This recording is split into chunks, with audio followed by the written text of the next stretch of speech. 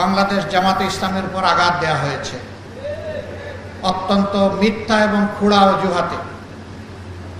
জামাতে ইসলামের তৎকালীন আমির, নায়েবে আমির এবং সেক্রেটারি জেনারেল শহীদ মৌলানা মতিউর রহমান নিজামী, শহীদ আলী হাসান মোহাম্মদ মুজাহিদ এবং আল্লামা দিলাওয়ার হোসেন সাইদি রাহিমাহুল্লাহ, এই তিনজনকে জুন মাসের 29 তারিখ গ্রেফতার করা হয়। তাদের অপরাধ, তারা নাকি ইসলাম ধর্মের অবমাননা করেছেন।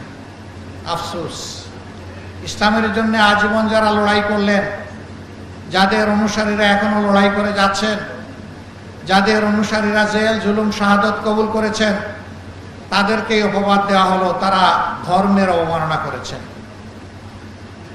এরপরে তাদের বিরুদ্ধে আরো মিথ্যা অভিযোগ, জঘন্য অভিযোগ আনা হলো 71 সালকে কেন্দ্র করে, এবং সাজানো পাতানো মিথ্যা অভিযোগ ট্রাইব্যুনাল করে, মিথ্যা সাক্ষী জোগাড় করে তারা বিচারের নামে চরম প্রহসন করে এদেশের সবচেয়ে সম্মানিত, সবচেয়ে পরিচ্ছন্ন, সবচেয়ে সৎ, সবচেয়ে দক্ষ নেতৃবৃন্দকে ঠান্ডা মাথায় হত্যা করলেন।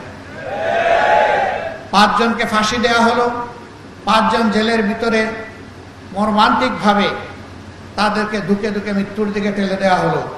আর একজন র্যাবের অশোভন আচরণের শিকার হয়ে হসপিটালে গিয়ে দুনিয়া থেকে বিদায় নিলেন।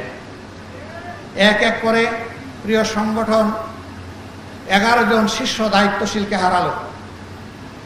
তার পাশাপাশি তাদের রক্ত পান করেই তারা ক্ষান্ত হলো না, বরঞ্চ দেশের প্রত্যেকটি জনপদে আমাদের শত শত ভাই বোনকে হত্যা করা হলো।